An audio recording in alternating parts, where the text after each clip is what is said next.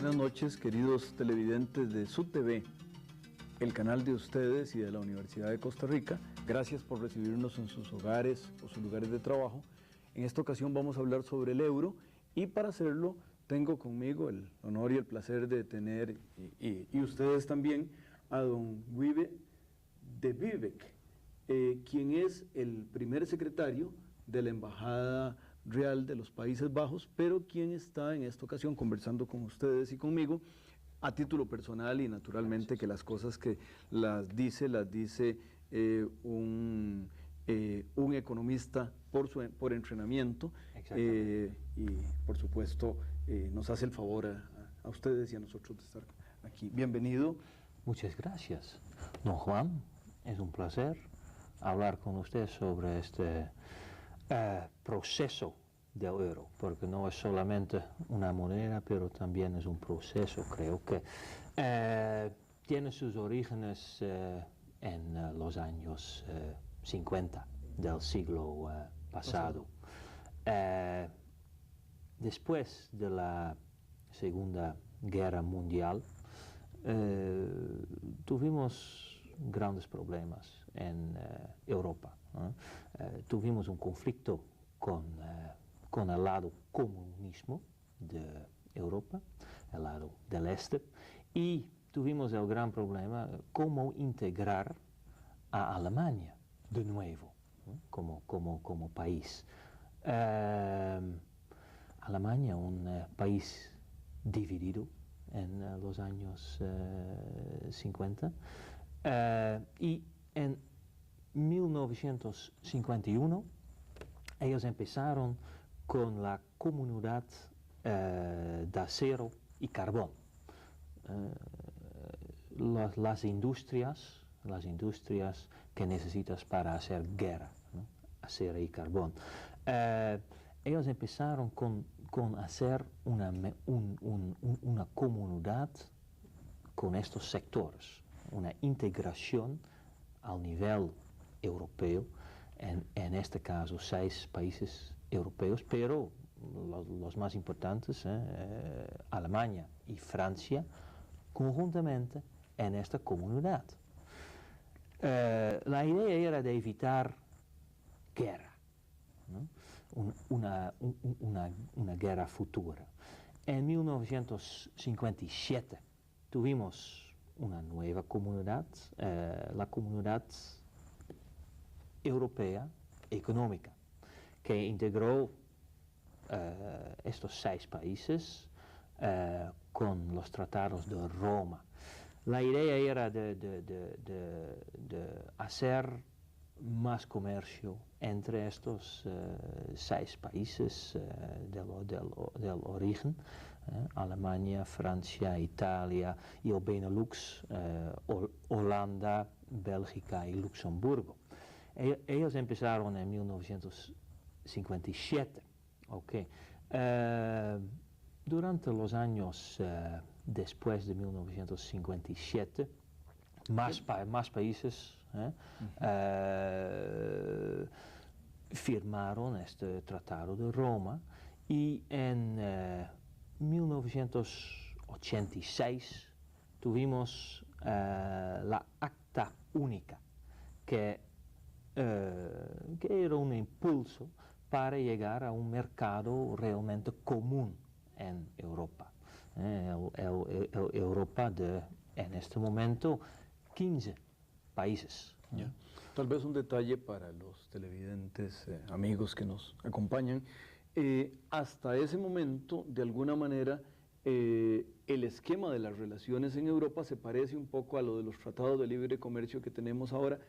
No es exactamente, pero digamos, se comercian los bienes sin pagar aduanas. Y a partir de eso abrieron un capítulo nuevo y fenomenal. Sí, porque en 1986 ellos firmaron esta Acta Única para llegar realmente a un mercado común.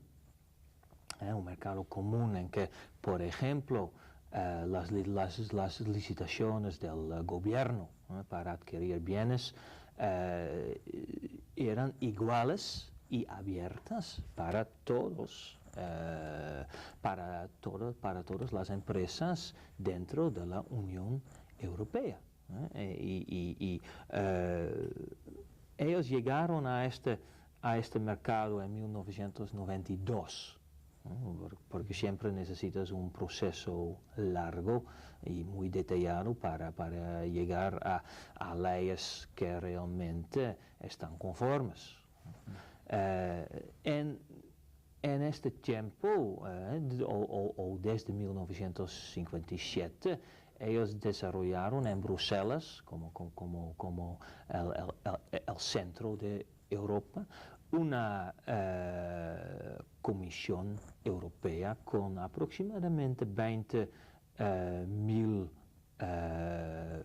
personas, 20.000 funcionarios que tienen como objetivo de mejor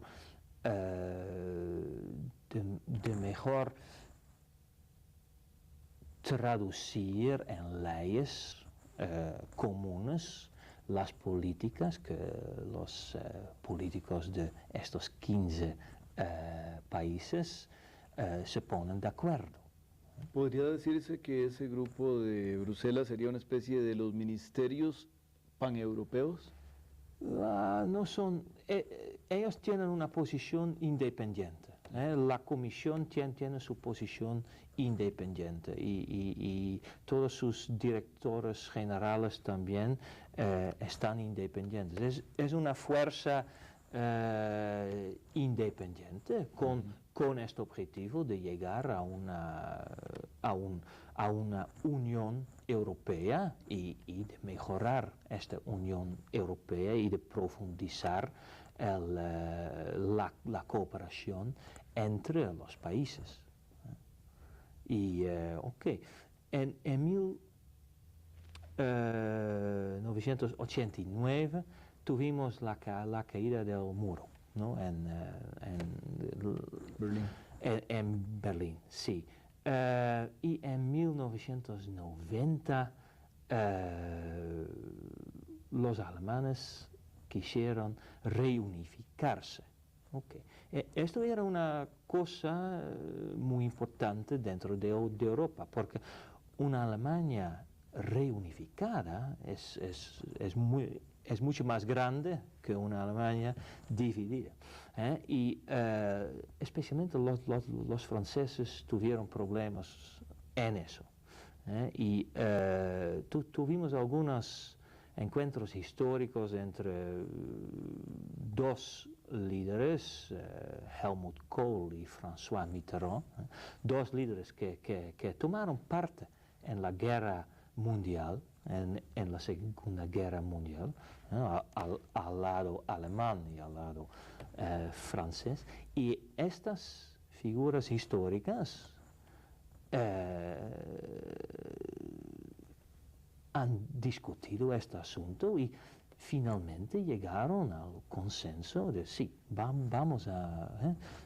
Para los franceses era aceptable la reunificación de Alemania, pero para los alemanes era aceptable de sacrificar el Deutschmark y de llegar a una moneda única de Europa, el euro. Tuvimos antes de los años 90 también algunos intentos de llegar a mejor estabilidad monetaria,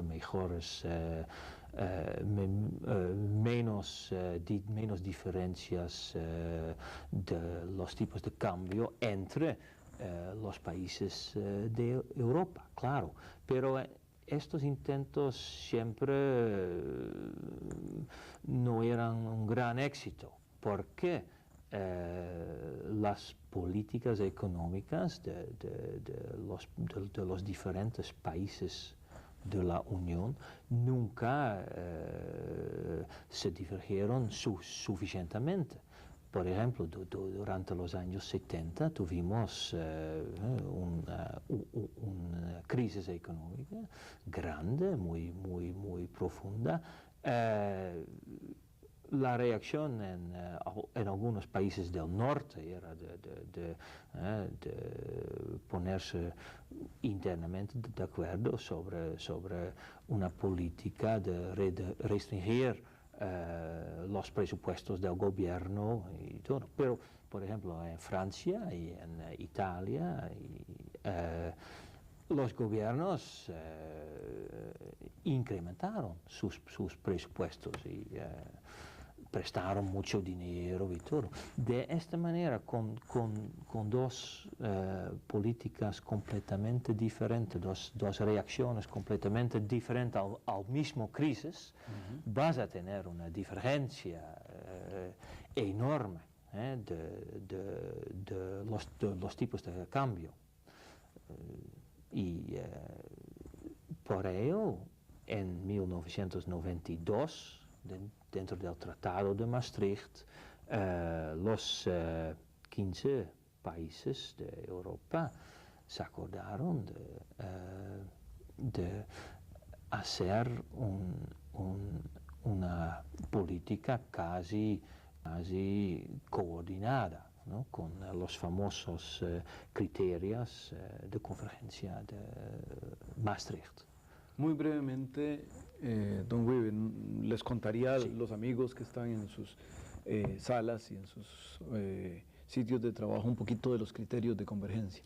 Sí, el más importante criterio, en mi opinión, era la disciplina del presupuesto del gobierno, porque anteriormente esto era un gran problema.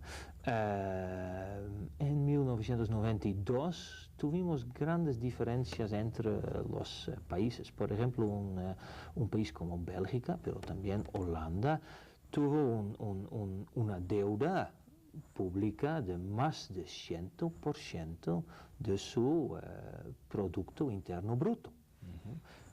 Muy alto, mucho más alto que, por ejemplo, sí, tal vez un poco. Costa Rica en este momento. Sí, tiene cerca de 60, un poquito abajo de 60 Costa Rica. Sí, y ustedes piensan que esto es un problema, y yo puedo entender eso, pero en Europa hace 10 años tuvimos también cifras muy altas. Ellos acordaron en Maastricht de bajar este porcentaje de la deuda pública al máximo de 60%. Para empezar con este euro, los países se necesitaban calificar con un porcentaje de 60%, como máximo. Esto era casi imposible, ¿no? de ir dentro de 10 años de 120% hasta menos que 60%. Por ello ellos ponieron una poca de flexibilidad en eso. Si puedes probar de que el porcentaje de la deuda pública está bajando muy rápido, también es aceptable. Una cosa que era mucho más concreta era el porcentaje del déficit del gobierno. En Maastricht ellos acordaron de poner con un máximo de 3%. De 3%. Y ellos en Ámsterdam, en 1997, también acordaron de que si países van a tener un déficit de más de 3%, ellos necesitan pagar una multa. Ahora estuvieron por ponerse la Alemania este año. Y la historia está muy irónica, ¿no? Porque era exactamente Alemania en por supuesto, con el apoyo de muchos países, mayormente nórdicos de Europa, que insistió en este tipo de mecanismos para tener más seguridad sobre estos porcentajes. Bueno, seguiremos conversando sobre porcentajes y sobre el euro, pero el canal tiene para ustedes, queridos amigos, un mensaje.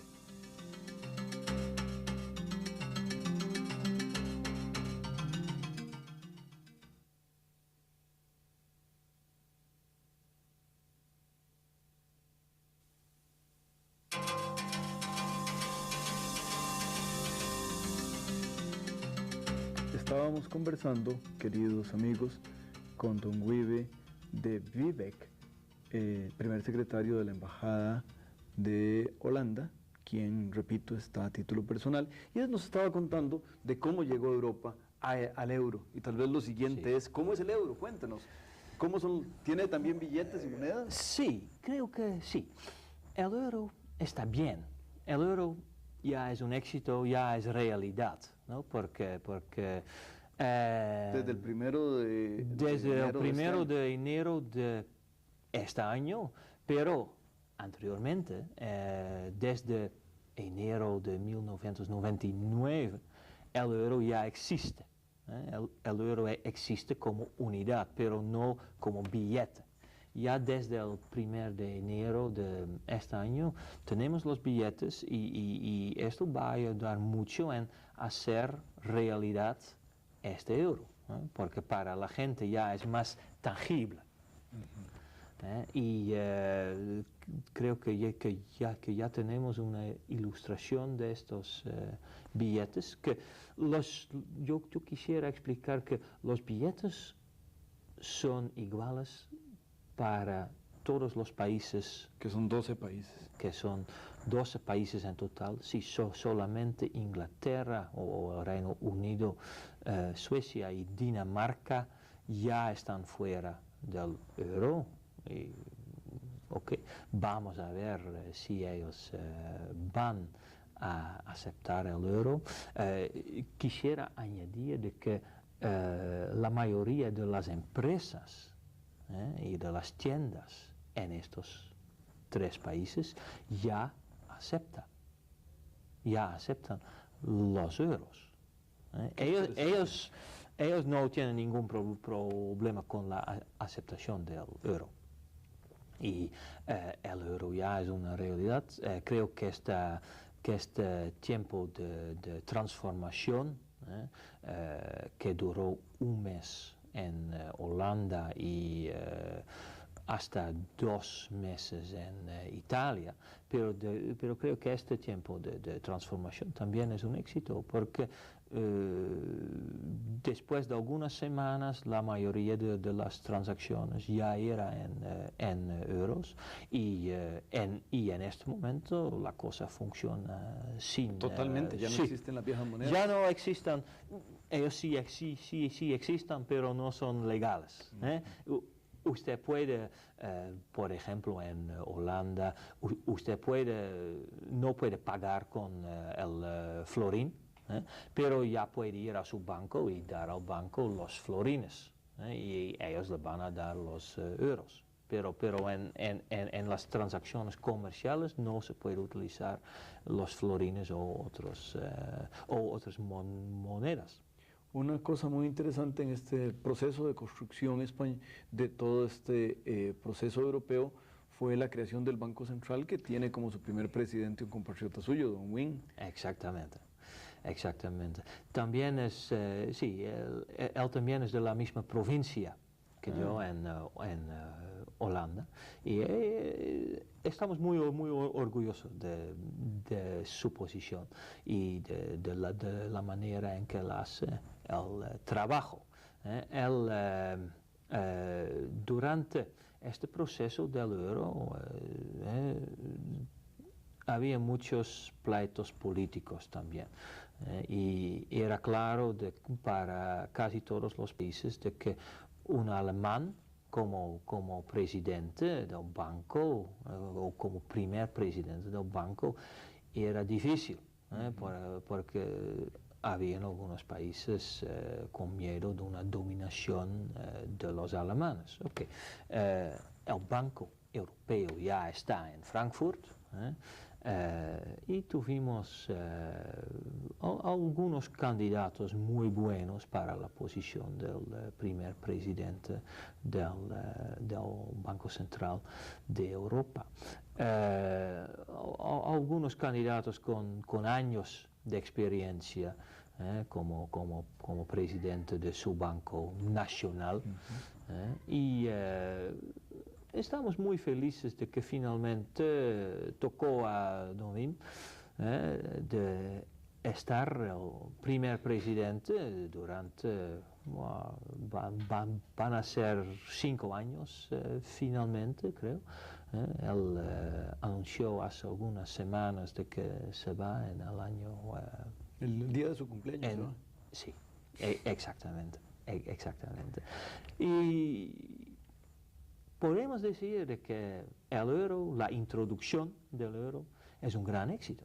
Es un gran éxito. Ya está aceptado por todos lados de Europa y sin problemas importantes. Sí, se dice fácil, pero que 12 países dejen de usar su moneda por ninguna razón de crisis y que lo hagan ordenadamente y que el banco le tocó antes de la existencia real de la moneda, pero con la existencia de unidad de cuenta, le tocó sortear algunos problemas y me parece que el presidente y el resto de la junta directiva mostraron cómo se hacen las cosas bien y cómo se hacen las cosas bien. Sí. Ellos también se concentraron a las cosas internas, ¿no? El valor externo del euro no es la primera preocupación del banco, ¿no? Porque el banco, ¿qué puede hacer el banco sobre el valor del yen, por ejemplo? Sí, o del dólar, ¿no? Porque siempre tuvimos grandes variedades entre los tipos de cambios, entre, por ejemplo, el dólar y las monedas europeas, o entre, por ejemplo, el yen y el Deutschmark o florin o franc francés. Yo me recuerdo de que hace 10 años tuvimos, no, hace 15 años tuvimos un tipo de cambio de casi 4 florines para un dólar. Y hace 6 o 7 años tuvimos un tipo de cambio de 1.5 florines por un dólar. Mira, las fluctuaciones siempre eran enormes. Y creo que vamos a ver este fenómeno también durante los años entrantes. Ya. Una de las cosas interesantes sobre esto es que uno podría tal vez hacer algunas conclusiones. Al cabo, el proceso del euro tiene unas características que se parecen a las de la dolarización que se ha venido hablando en América Latina, y tal vez podríamos reflexionar un poco sobre esa experiencia a partir del éxito, claro, y destacar las diferencias, porque diferencias hay y son importantes.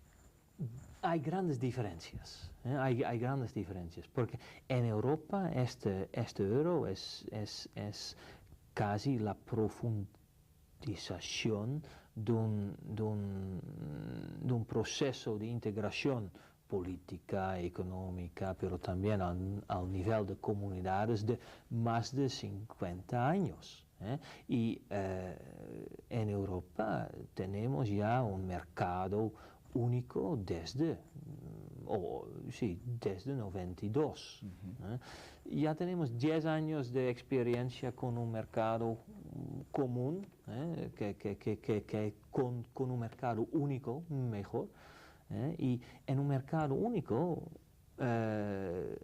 es muy complicado de tener 10 o 15 monedas diferentes. Y si la convergencia entre todas estas economías está muy grande, si la convergencia está muy grande, puedes lograr en tener una moneda única, pero la situación en Latinoamérica y, por ejemplo, en Centroamérica es muy diferente.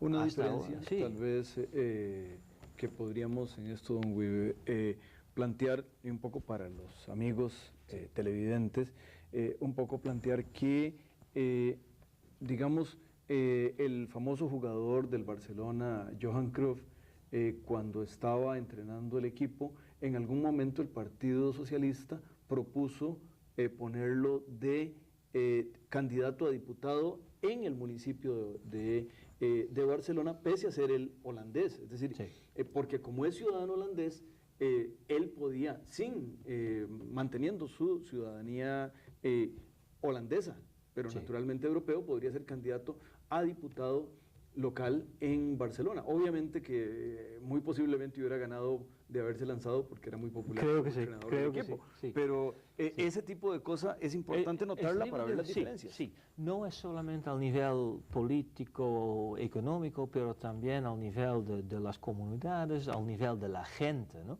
De que tengas una convergencia enorme, y también una migración grande entre los países europeos y también una migración muy fácil. Y de esta manera es muy fácil, o es relativamente fácil y es relativamente lógico de tener una moneda única, porque las diferencias entre los países ya no están tan grandes. Las diferencias culturalmente siguen siendo enormes, ¿no? Porque, por ejemplo, dentro de esta área tenemos al menos 9 o 10 idiomas diferentes. Esta es una diferencia, por ejemplo, con Latinoamérica. Y esto es también el paradoxo un poco, porque Latinoamérica, que tiene una cultura que es, en general, más que se parece más entre los países que en Europa, que tienen un idioma casi igual, ¿no? Ustedes tienen el español y el portugués, pero las diferencias entre los países son mucho más grandes. Por ejemplo, la política monetaria dentro de Centroamérica tiene grandes diferencias, enormes. Y antes de llegar a un proceso, si esto sería la preferencia, ¿no? Un proceso de tener una moneda única, necesitas hacer una convergencia no solamente de la política monetaria, pero también de las economías, porque es un gran riesgo, ¿no? que vas a tomar. De unificar las monedas. Necesitas una seguridad casi absoluta de que cada gobierno va a portarse bien. Bueno, con esa idea de portarnos bien, trataremos de portarnos bien todos y les recordamos que el programa se repite los domingos a las 7 de la noche. Buenas noches. Gracias. Gracias.